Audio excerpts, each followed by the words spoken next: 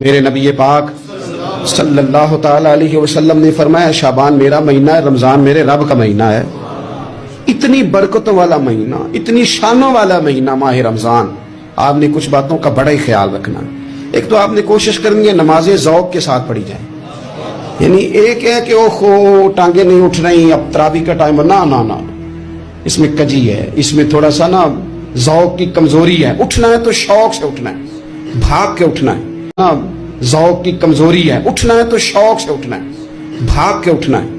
آپ نے مسجد کے ساتھ دلچسپی پیدا کرنی ہے، کوشش کرنی ہے مسجد کی صفائی بھی رمضان میں ہمارے ہی سے ہی آئے۔ اپنے اپنے علاقوں کی مساجد کی صفائی، نماز شوق سے پڑھنی ہے، شوق سے۔